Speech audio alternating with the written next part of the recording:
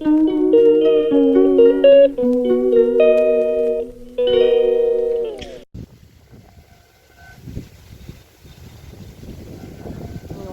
শুভ সকাল।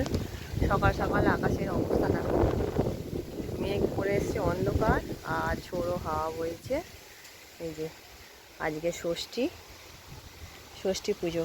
আজকে ষষ্ঠীটার নাম হচ্ছে মন্থন ষষ্ঠী। তা আজকে ষষ্ঠীটা যেমন ঘাটে পুজো হয় আমাদের, এই যে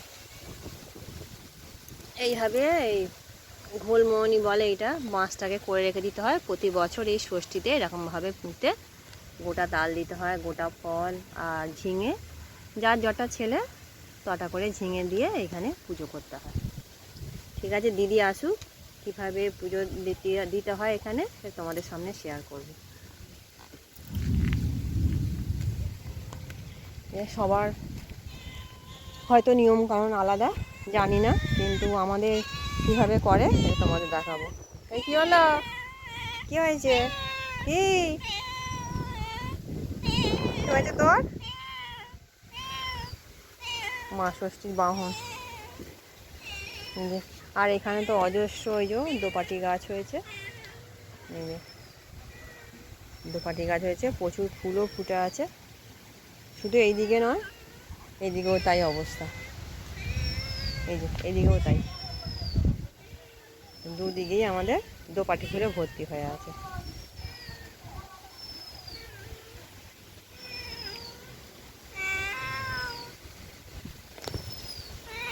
কি হয়েছে তোর? হ্যাঁ, কি রে?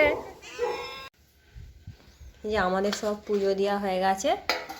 ফল আছে, ঠাকুরের ফল, এখানে হলুদের বাটি সবাই দিয়েছে ওখানে তো, আর নেই, একটু লেগে আছে। এটা দই, হলুদের বাটি, আর যে 5 কড়াই দিতে হয়, একটু ফল, আর এখানে আছে সিঁদুর কৌটো। এই যে দিদি পুজো করছে মা ষষ্ঠীর।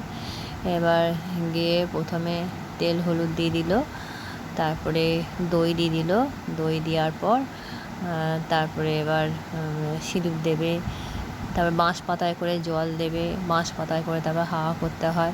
আমাদের এইভাবেই নিয়মকানুন, সবাই আমরা এইভাবেই করেছি। তা দিদিরটা আমি দেখাতে পাচ্ছি, তোমাদের সামনে তুলে ধরছি। তোমাদের কার কেমন নিয়ম আছে এটা কমেন্ট করে জানাবে। আর যে যার মনের মতন ঠাকুরের কাছে নিজের সন্তানের জন্যে শুভ কামনা করে, যে আর নিজের মতন দিয়ে একটু সব রকম ফলও মা ষষ্ঠীর কোলে দিয়ে দিতে হয়। ব্যাস, আমাদের এইভাবে মা ষষ্ঠীর পুজো করতে হয়। আজকে তো খেতে হয় নিরামিষ, আজকে আঁশের কিছু খেতে নেই, তাই ওই জন্য শাক ভাজা করেছি, কলমি শাক ভাজা, আর একটু নারকোল ছিল ফ্রিজে, নারকোলটা ভাজা করব। ছেলে মেয়েগুলো খুব ভালোবাসে নারকোল ভাজা খেতে। আর এখানে হচ্ছে তিল ভাজা, এতে আছে আলু পোস্ত, একটু ডাল করব আর ভাত। ব্যাস, আজ আমাদের এই মেনু। তোমাদের যদি আমার এই ভিডিওটি ভালো লেগে থাকে, আমার চ্যানেলটি সাবস্ক্রাইব করবে, লাইক করবে, কমেন্ট করবে। দেখা হচ্ছে অন্য একটি ভিডিওয়ে। আজকের মতন টাটা।